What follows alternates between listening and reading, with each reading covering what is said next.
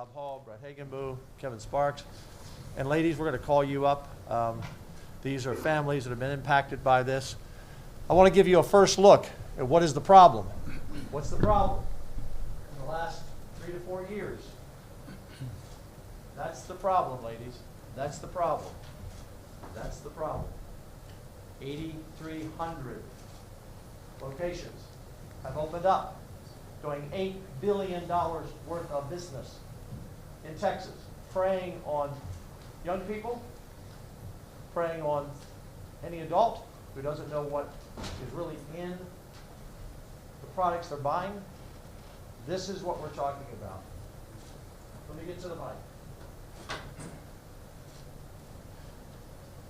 That chart shows you most of the locations in Texas of where we have THC being peddled to, and they will tell you, because I went in stores yesterday. I put out another video today where I went out on the street to do a little investigation. You'll see in the video, they will say we keep people under 21 out. I'm sure there's some good actors. I'm sure there are a lot of bad actors. And remember, people over 21 can go and buy it and give it to the kids. And if you watched our testimony in State Affairs on the bill that Senator Perry is carrying last week, you will recognize that students themselves came in and said, you have to ban THC, it's all over our schools. That's when I started really focusing on this issue about a year ago, when parents came to me as I traveled the state. Law enforcement talked to me about the issue, doctors talked to me about the issue, and so that's when we began our investigation into what's happening. We were all shocked that the Health and Human Services had in essence given permits. They're not actual license, but for these shops to open. But think about this. I mean, as popular as the most popular fast food you can think of, who opens 8,000 locations in less than 4 years, most of them since 2023? What business starts out at $8 billion in revenues? That works out, depending on the store, an average of about 100,000 maybe a month, $1 million per store, if you just do the math. And they used a loophole to get around a bill that the legislature passed in 2019 that we're going to address. Let me make it clear. There are lots of issues that we discuss between the Senate and the House, and sometimes you can have policy differences, and you work those differences out. This is not one of those bills. This is a bill that we have to ban THC and shut all of these stores down. And secondly, that includes THC that's being sold in liquor stores in drinks. There's no exception to this. This is a poison in our public, and we as the legislature, our number one responsibility is life and death issues, and that's why this is Senate Bill 3. I want to introduce to you the author of the bill, who is passionate about this. We'll have some from law enforcement, and then we will have some of the families that have been directly impacted by this. Senator Charles Perry. Senator? Thank you, Lieutenant Yes, Governor. Appreciate y'all showing up for this today. It's important that when we know a problem, we fix a problem. I want to be clear, and for context, if you guys want to go back into your archives and look at synthetic pot, there was a group called Women Against Synthetic Pot. WASP was their acronym, and we killed K2 and Spice almost immediately. Senator Huffman and I partnered in that bill because Houston had a real problem with it. Even up in rural Texas we had it. So we're talking about synthetic pot. It's not your granddad's pot. It's not that marijuana. It's different. I'm here today for several reasons. I'm here for Jacob, 27 years old, in recovery for a year. I'm here for David, 29 years old, in psychosis today. I'm here for Grace, 29, in psychosis today. I'm here for Melody, 22, addicted. I'm here for Chad Chendall, addicted and non-responsive to communications. I'm here for Leah Flores, Jesse LeBlanc. But Leah Flores, 18 years old, depression and anxiety. Violet Lanham, 20, recovery, 10 months.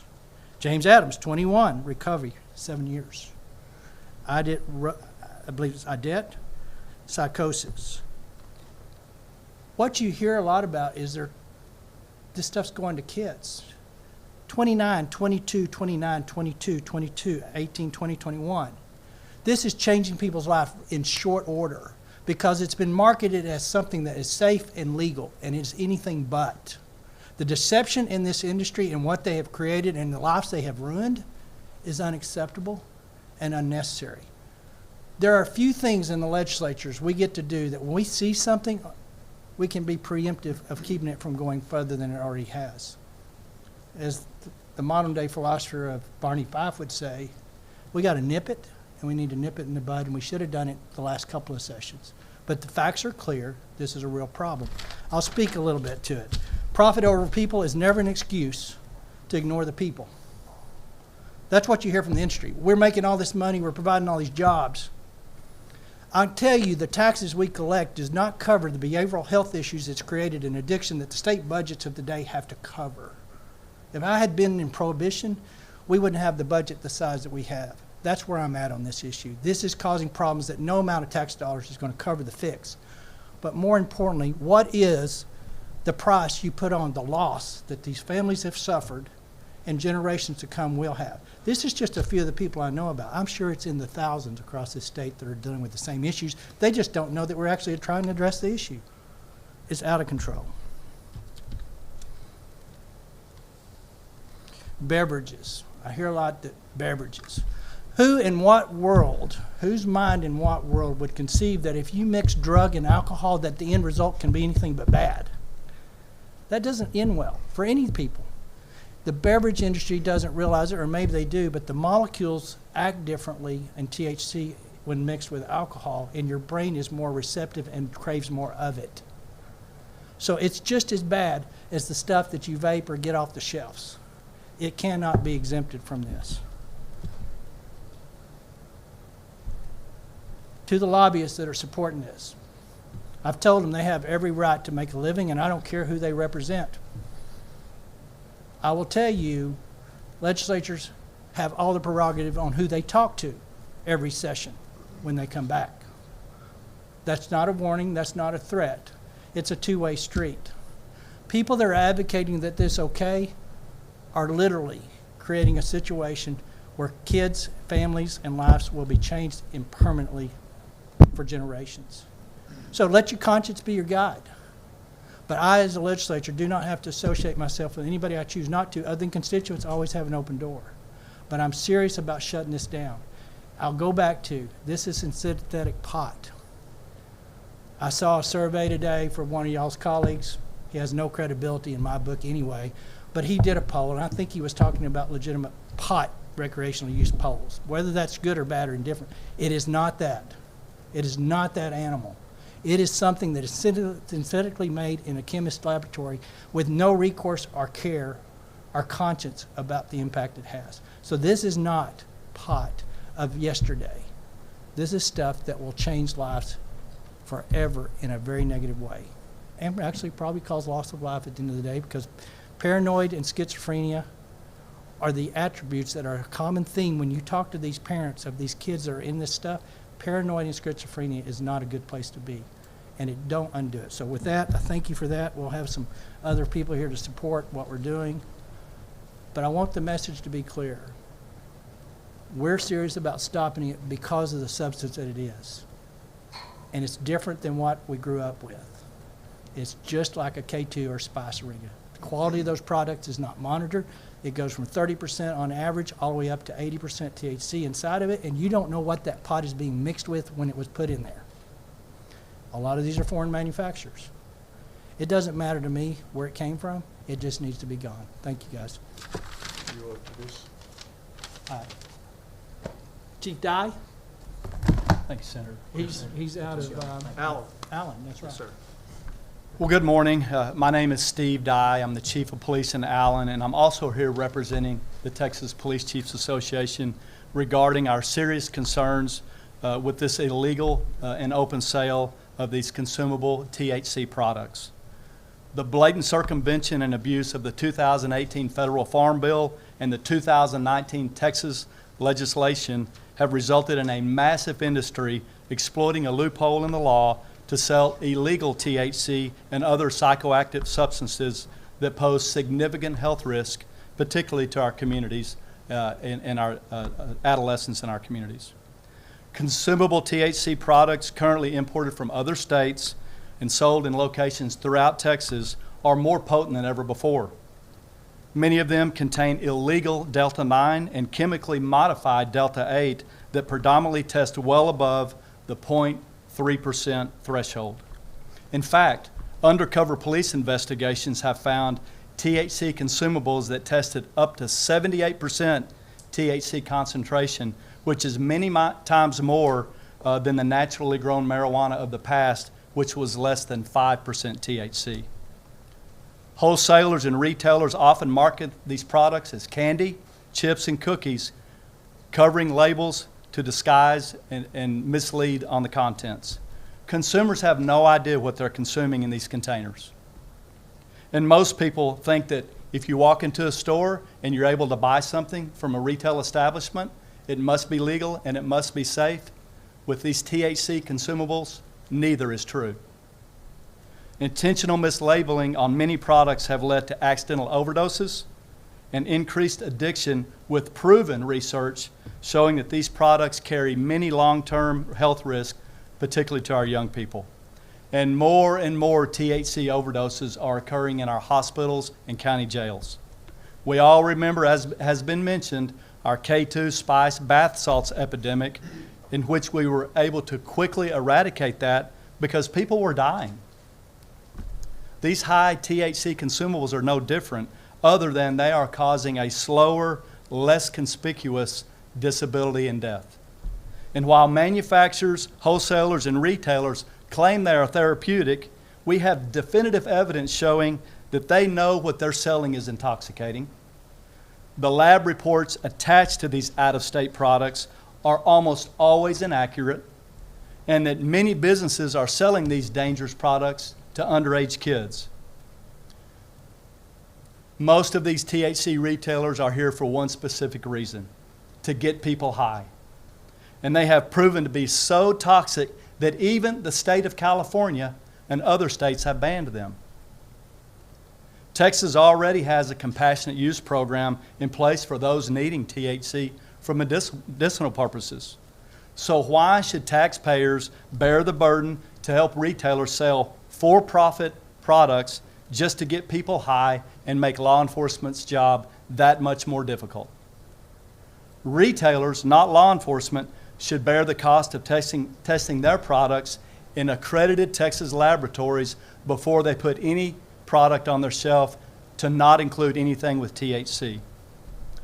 This THC consumable plague is in every community in Texas. As a matter of fact, the University of Houston recent survey showed that 55% of our communities are against these THC consumables, and I can tell you in North Texas, that percentage is much higher. Our position is not only that of the Texas Police Chiefs Association, but that of the Sheriff's Association of Texas, the Texas School Districts Association of Chiefs of Police, TMPA, and CLEAT. We are all united in banning these consumable THC products. Folks, Texas is better than this. So we greatly appreciate Lieutenant Governor Patrick and Senator Perry for Senate Bill 3. We are urging both the Senate and the House to pass legislation that bans consumable THC products from retail sales and enables law enforcement to effectively file, prosecute these criminal cases that are affecting the quality of life in all of our communities. Thank you very much. I'm going to introduce our District Attorney of Collin County, Greg Willis. And we'll take questions after everyone speaks. Okay.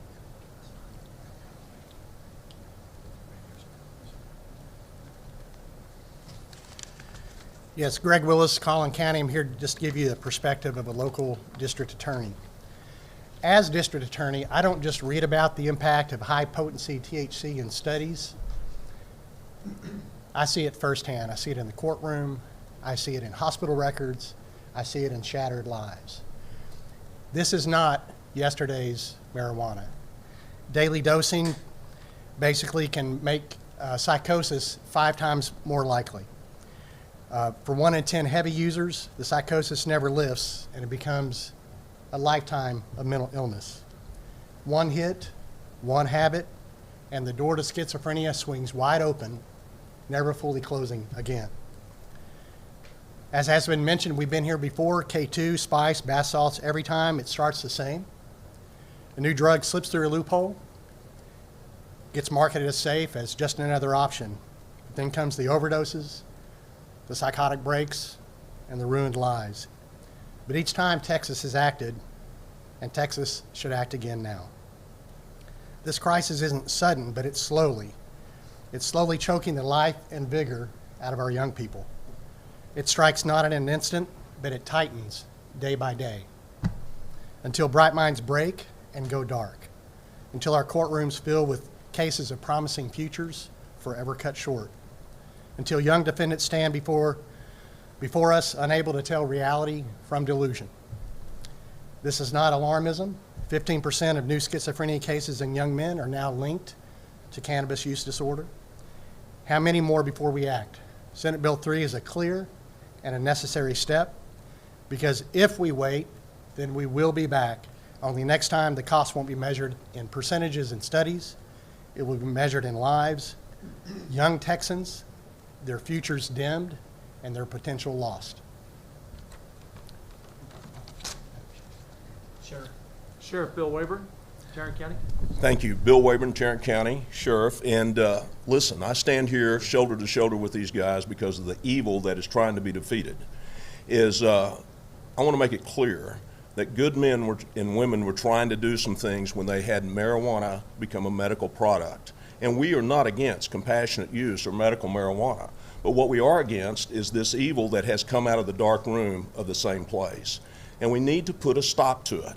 In 2017, when I became sheriff of the third largest county in Texas, the population of my jail, 25% were having difficulty with mental illness. Well, something drastically has changed in Texas, because here in 2025, nearly 70% of the jail population is dealing with mental illness. And I talked to the mental health workers over there, and there's no question that this marijuana is at the tip of the spear causing these issues. And guys, we've got a health crisis, a mental health crisis, because of this. And if we don't put a stop to it right now, it's going to get further out of hand. We've been down here asking the legislatures for mental health beds because of what? Because of this. We've been asking to add to our mental health capacity in Tarrant County because of these things. This is clearly the evil that stands before us. And I couldn't be more proud of the Lieutenant Governor and the senators here standing today that are leading the charge against it. And law enforcement across Texas will stand shoulder to shoulder, and we will stand with them. And at the end of the day, we'll go after the bad guys that have corrupted what was meant to be a compassionate, sound medical program. Thank you all for being here, and please help us spread the word. 2 points that our first three speakers hit on. Number one, on the compassionate use program, we're going to expand that this session in another bill. Because again, we're not against those who need medically described help. Number two is we've invested over $3 billion and probably higher in putting more mental health care beds and hospitals all across the state, from Tyler to Amarillo. Brand new. We put, I believe it was $2.5 billion in our budget last session, and we continue to help upload that cost to our counties. They cannot absorb it. I mentioned earlier, I put out a video this morning. I hope all of you will get that out, because a lot of people, a lot of parents, a lot of grandparents, a lot of adults who are buying from these stores really don't know what you're hearing about today. You can save lives in the media by telling the story. This is not a political or a partisan issue. This is about saving lives. I walked into a store yesterday, the first store I walked into, just at random, and I asked him to show me the products. And he said, well, here's our one gummy that's 750 milligrams. I said, it sounds pretty strong to me. He said, well, you know, I tell them to kind of take a half a gummy, you know. People have different tolerance. Yeah, they'll get really high. I went on to say later, well, you know, they get them a lot of the gas stations too. You know, if they have a fake ID, they laughed about it. There's nothing to laugh about. I want to bring up our folks here who have joined us. the families are impacted. If each one of you would come up, take 2 or 3 minutes, tell your story, introduce yourself, and the stories are just heart-wrenching.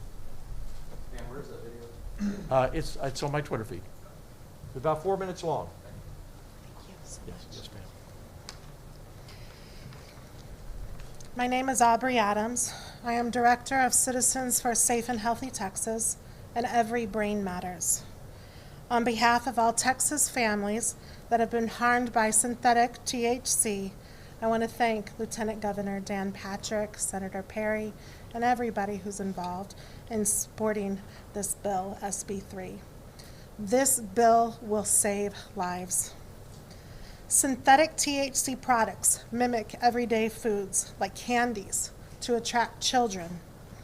They often have sugary flavors to mask the toxic tastes. These products pose serious mental and physical health risks, including potential death. Sonia Jimenez from Houston, Texas, wishes she could be here today, but she is in deep grief for her son Joshua.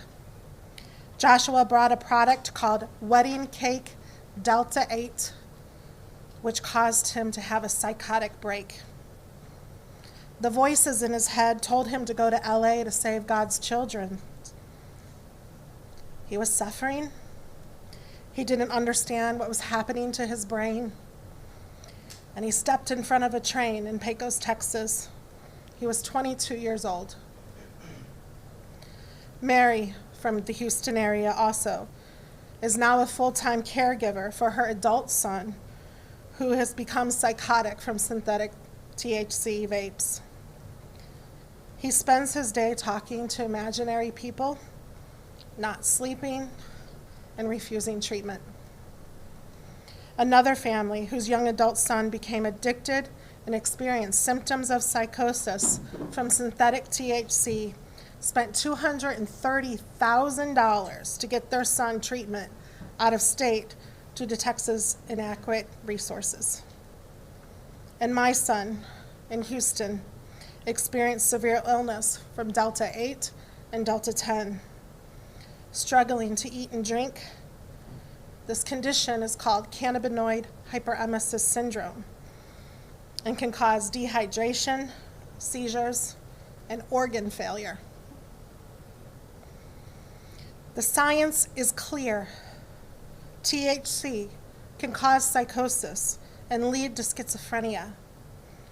It can worsen symptoms of PTSD, increase suicide risk, intensify depression and anxiety, which are two serious health issues Texas children are facing today. Any potential jobs or tax benefits from this predatory industry is overshadowed by the damage their products cause. Even Colorado has banned these synthetic THC products. Texas must do the same. Thank you. I would like to introduce my friend and fellow advocate, Shandell Strickland from Katy, Texas.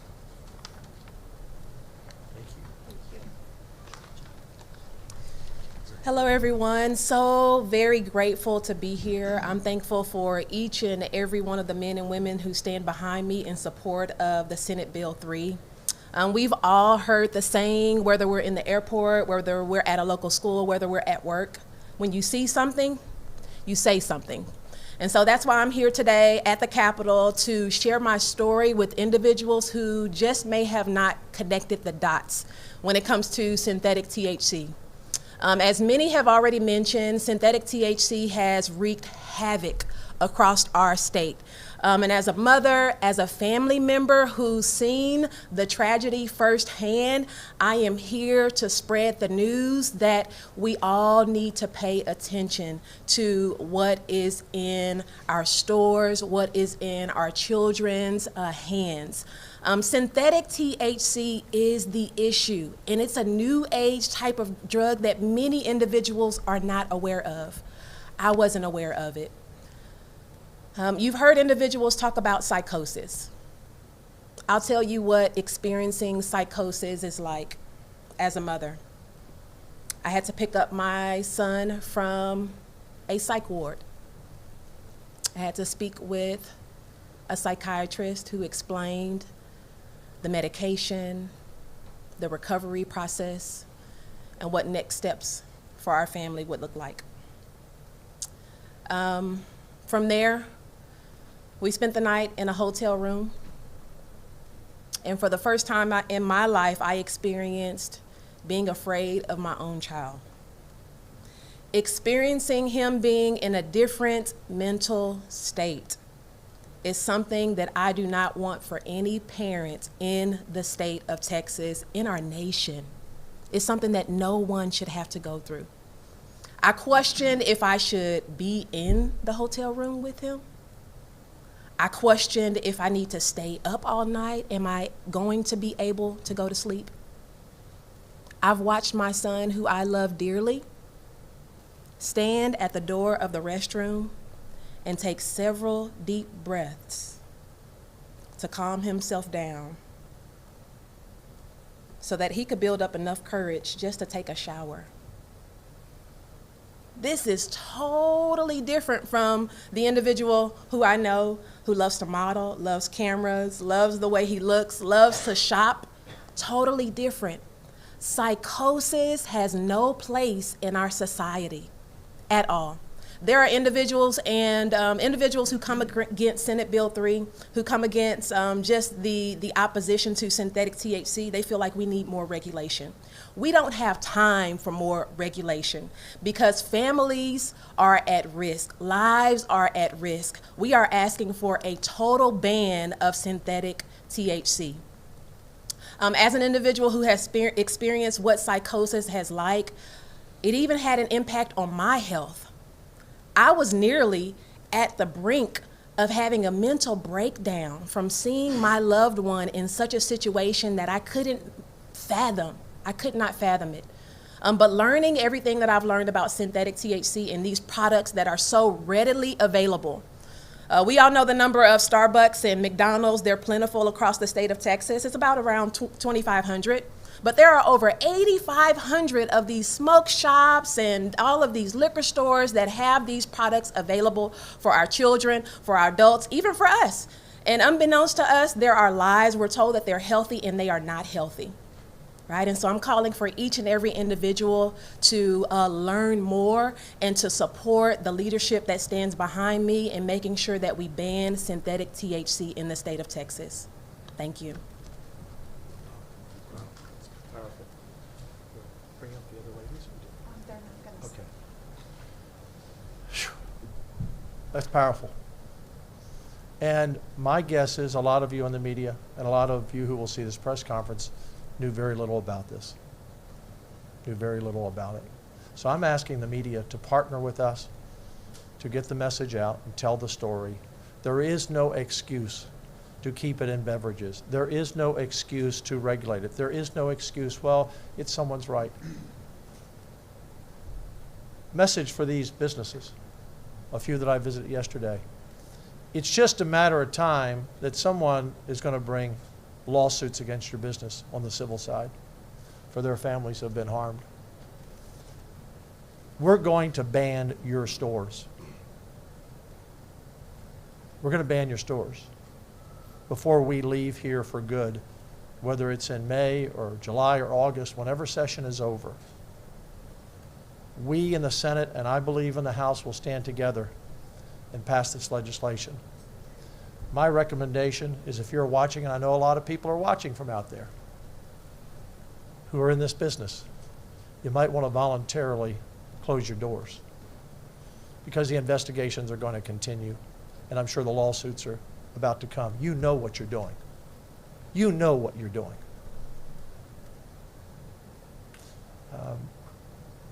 Talking about the beverages, I was told by someone representing the Restaurant Association that they had some restaurants that started selling alcoholic beverages in their restaurants with THC in it.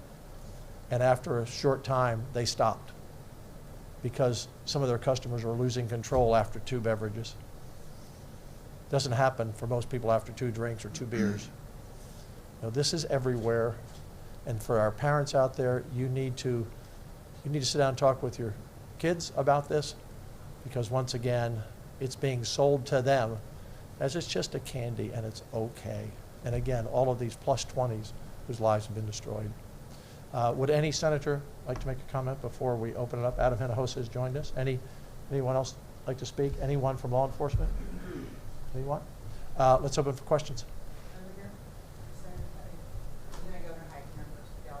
Yes. How do you expect to significantly expand the teacup program with half a dozen dispensaries and off-site storage, but no significant expansion of qualifying medical? Yeah, he has. I'd like to hear from the Yes. as well. There'll be an amendment on the floor for the teacup bill 1505 when it comes up that's going to require, not may, but shall open up those 3 additional licenses that we're going to. So there'll be 6 licenses. I've been told by those particular manufacturers that if you give us satellite locations for storage, that it's the timing and the expense is having to bring it from Austin to Lubbock, and then only to return back to Austin if the person in Lubbock wasn't there to receive it. So we've addressed those. They think the satellites will get us there. We are going to make the DPS required to offer those new 3 licenses rather than maybe. So that's one way. I'm asking about the conditions specifically, though. I'll do all that stuff, but how are you, will it still expand access if you're not expanding the medical conditions that qualify people for the program? So the medical conditions that currently exist are pretty broad. Epilepsy, Charlotte's Web, I think it was, or Charlotte Law up in Colorado was the first exposure to that compassionate use conversation. She's since passed, but it really did provide relief. So epilepsy in that whole list, it's pretty, I would say, general in most of those criterias. PTSD is in there, so obviously our veteran communities that are relying on that stuff is already eligible for the TCUP program. And I think where those are typically the issues that if you hear someone going to the local head shop to buy their medication, or to the gas station, unfortunately, to buy their medication now, we don't dispense medication through gas stores, and convenience stores. That's the issues they raise, insomnia, those things like that are attributed to that list. So I think the list is comprehensive enough. So insomnia, general anxiety, depression. Yep. Those are all things that fit in one of those categories that's You have current. PTSD. Yes, correct. There's And nothing more general than that. No. And one of the things, thank you for your question, is that when I've talked to some of those people, these stores pretty much shut down their businesses. No one was coming to them anymore. No one wanted to have a license. So we're gonna expand that. Next question. Again, I'm detecting a theme here with HHS, going maybe too far with this. Maybe? Really far. With the lottery commission maybe going too far with what they were Yeah. offering, maybe even some of the election stuff that you talked about Yeah, in sure. the past. Is this a situation where the bureaucracy in Texas is taking too many liberties and you guys have to step in more frequently? Absolutely. It's great that we only come every other year.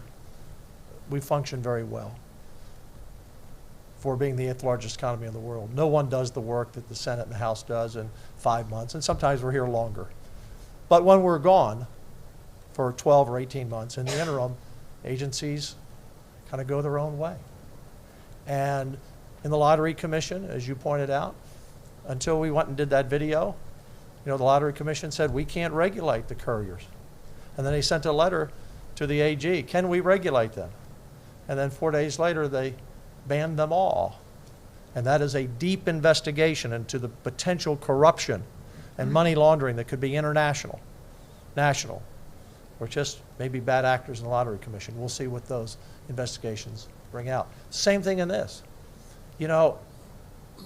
We as members are in our districts.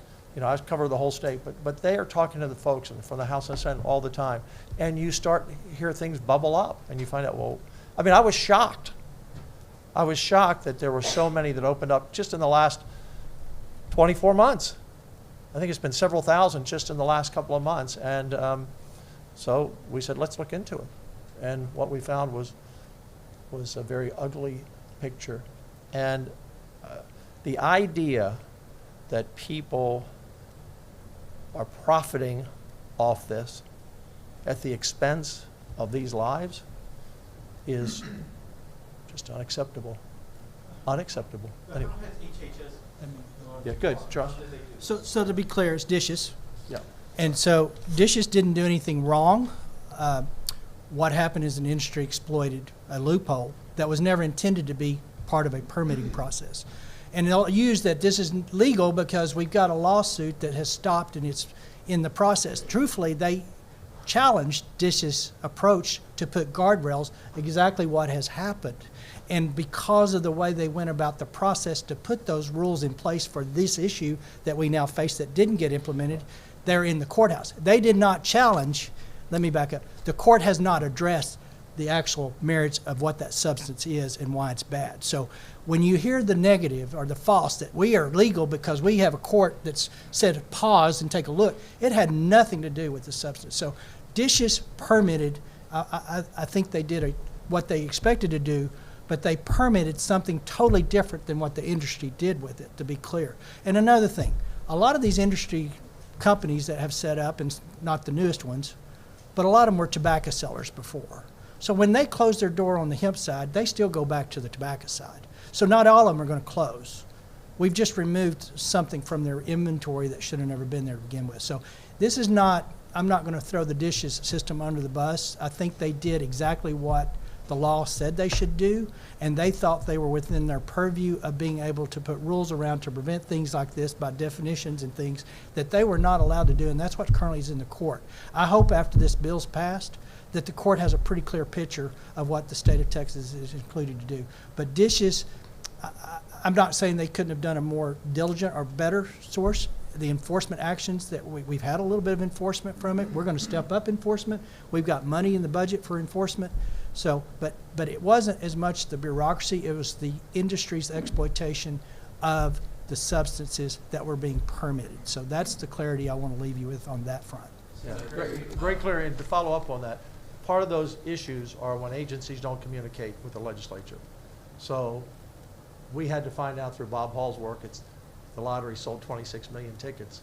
And when all these permits were given, there was no input to us of saying, we might have a problem here. Suddenly we have 4,000 permits out there. There's a lot that aren't licensed. Yeah, and there are a lot that aren't licensed. They're just opening up. Okay, next question. Senator Perry, you mentioned there was a poll out this morning about this. What was that? I saw a poll today by one of your colleagues. I affectionately refer to him as a bottom dweller. He said 68% support THC in Texas. The one essence is that, but it was done by Mike Vasilic. That's the pollster that. I don't know the source of the poll. It came from one of your reporters, is the way it was reported. Mike Vasilic is the pollster. I can tell you this. I can appreciate that, but the guy's wrong. I don't care who does the poll. Yeah, don't I don't play care this the political polls. cheap game. Here's the It is a thing. political cheap. If that's what the poll says, don't use Mike Vasilic? it doesn't. Of course I do. Okay, yeah. So we're going to to turn this conversation Right. from the lives that were lost to Right. who did the poll. I'm just Yeah. telling you the poll probably did brought not. the poll up. I did bring the poll up, but what I clarified, if you're honest, I said synthetic THC was not polled. Yes, it was. Yes, It was. Consumable in drinks. If you read That's the different. poll, you know- That's different. Yeah. The average person in this room, the average person in this room, I'm not going to argue with you. The average person in this room and the people that are listening do not understand the distinction between THC and synthetic. And you can poll it, and anybody would say THC. There are majority of people out there that like the idea of THC. So I'll just leave it with that. That's why. I hear you. I appreciate it. Yeah, me too. Senator Perry, Yes, sir. who are you working with in the House on this? Uh, Leadership. Ken King is carrying that. He's chairman of that jurisdiction and that committee. And for the most part, I think we're philosophically aligned for sure. His bill is a little different than Senate Bill 3, but we got time to bring that together. And I believe with confidence after conversations with him. And the speaker, I will tell you, and he wouldn't mind I said this, before he was speaker, we were in a car in Lubbock, Texas with a fellow representative outside of Lubbock in the same car. We were driving by, we passed a head shop, and I said, those will be closed if we're successful next session. And the individual that was outside the district said, what do you mean? I said, we're going to shut them down because of all these things we've talked about today. And at that point, then Representative Burrows said, I hope to carry that bill and ban them all. So that's where the speaker's support lies on this issue. We just got to get it over the finish line. What's the biggest discrepancy between the two? I would say the beverage conversation right now, and I think there's room to get that over the finish line without it in there for all the reasons we've talked about today. Okay? Yeah, and the liquor stores ought to realize they're going to be probably subject to civil lawsuits as well. And I'm asking the main liquor stores, and there are only a few major companies that own every liquor store in the state of Texas. I'm actually asking them to withdraw their inclusion to continue. The liquor store industry needs to back up and listen to what the people are saying, what the legislature is saying, and say, we're not interested in this product anymore. So I'm counting on those good businessmen and women who own those companies to do the right thing.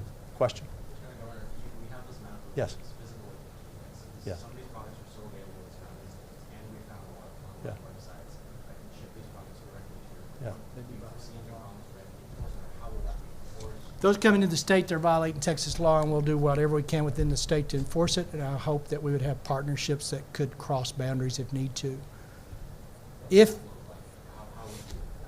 I don't know how we go into New Mexico to do it, but I can tell you we will find a way if there is a way. But I can't prevent what other states are doing or not doing. That's not. I'm a Texas senator. I'm responsible for 30+ million people in Texas. And how we protect them with other states. I will tell you what I've been told. Colorado and Oklahoma rule the day that they put legalized marijuana recreational. So it's a big issue that's surfacing around the country, and they're looking and trying to pull back. So I can't answer what I can do in New Mexico, but I'll find a way if there is a way. Are any of the police here able to Yeah, go ahead. Okay, Chuck. We're going to do interdiction just like we do today, and we do the same thing using the same tools. We're catching people coming from Colorado, we're catching people coming from Oklahoma, New Mexico, all those places. That's all happening right now. So we'll just continue to do that. We just add to the list. Well, we have task force that work with the different agencies that may be delivering that. So without talking about our methodology, we will have some people involved. And I'll just add, one of the challenges for law enforcement, these new variants are being produced almost daily in a lab somewhere. And so you can't keep up with what is legal and what is not legal. We need a bright line rule that all THC is illegal in these products. That helps us enforce it. We need all of the testing to be done in Texas accredited labs because these products are being shipped in from out of state. The certificates of accuracy very rarely actually match what's in the product. And testing for law enforcement is very expensive. That's a hindrance to a lot of the departments. They don't have the funds. An average test on one product, one THC consumable product, is $250 for one test. So you can imagine most budgets don't afford that opportunity. So what we're also asking for is the retailers have to test their products to prove that there's no THC. They register those particular products with dishes. So when we walk into a store, we can look in the registry, and if they're selling a product that's not in the registry, then we know prima facie that it's illegal. I will tell you, because of the exploitation of these loopholes, it has made enforcement very difficult and very expensive.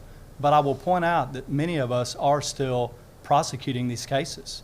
We have multiple pending cases in Allen that are pending criminal charges. I know there's the Carrollton chief is here, he's got some. But again, what we're hearing, and I think this is very important from a local perspective, we work for our communities. And what we are hearing from our communities is an outpouring of support for us to try to do something about these locations. We've got high school kids that are making a poor decision and going to a high school campus with one THC vape pen, and they're getting a felony charge. That's also not proper. And then they become addicted because it's so potent. The behavioral cost to try to rectify the damage has been mentioned is tremendous. But you need to understand from a local policing perspective, we're not just about filing criminal cases and putting people in jail. Our job is really holistic. We're concerned on quality of life in our community. And our main concern here is the high potency mixed with consumption at younger ages and the permanent harm that it's doing. We're the ones out there every day at the Rotary Club and the Lions Club and the Kiwanis Club hearing from people going, please do something about this. It's killing my kid or it's killing my neighbor's kid. So I think the quality of life perspective needs to be pointed out. But with the legislation that's been proposed in Senate Bill 3 and then hopefully in House Bill 28, we believe that we will actually to be able to enforce the law as it was intended and really removing the loopholes that were unintentionally created. We're gonna wrap it up. Okay, last question. Okay, everybody has a busy life here. Yes, ma'am. We haven't heard heard much from Abbott on this? Have you? The governor and the speaker and I have talked about this several times. We just had breakfast this morning. We're all on the same page. We're going to protect the people of Texas from THC. Last thing you just need to think about, and you had a great question. Our job is 30 million people, and our job is protecting the adults and the school children who are getting this product one way or the other. Just ask yourself this question: why are almost all of these THC stores building and opening up around schools? The idea that they say, well, we have 21 sign on the door, we don't sell, and why are they all opening up around schools? That's where they believe their market is. You don't open a business in an area that you're not selling products. Thank you all for coming. I appreciate it very much. Thank you. Thank you. Today, in about, what time is it? I don't know. In about 2 hours. An hour, whatever. Good job. Good job. Thank you guys for being here.